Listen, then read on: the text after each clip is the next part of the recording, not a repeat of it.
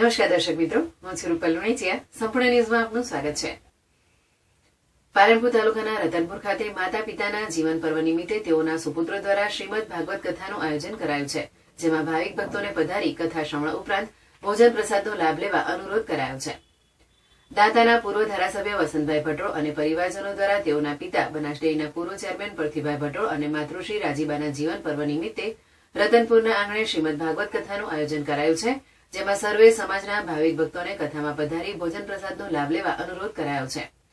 બનાસ ડેરીના પૂર્વ ચેરમેન પરથીભાઈ ભટ્ટોળના જીવન પર્વની ઉજવણી અંતર્ગત તારીખ 1-1-2024 સોમવારથી લઈને તારીખ 7-1-2024 રવિવાર સુધી 7 દિવસીય જ્ઞાન સપ્તાહ ચાલશે. આ ભાગવત સપ્તાહમાં પૂજ્ય આચાર્ય રણછોડભાઈ સંગીતમય શૈલીથી ભાગવત કથાનું રસપાન કરાવશે, જેમાં સમસ્ત ચૌધરી પરિવાર રતનપુર ગામ દ્વારા બનાસકાંઠા જિલ્લાવાસીઓને આ ભાગવત સપ્તાહ જ્ઞાન યજ્ઞમાં પધારવા માટે આહવાન કરવામાં આવ્યું છે. આ પ્રસંગે યોજાયેલી પત્રકાર પરિષદમાં વસંતભાઈ ભટ્ટોળે સમગ્ર કાર્યક્રમની રૂપરેખા આપી હતી. જોકે આ પ્રસંગે પરથીભાઈ ભટ્ટોળે તમામ પત્રકાર મિત્રો સાથે વાત કરતા જણાવ્યું હતું કે મારી જિંદગી દરમિયાન મારા વાણી વર્તન વ્યવહારથી કોઈને દુઃખ પહોંચ્યું હોય તો માફી માંગુ છું.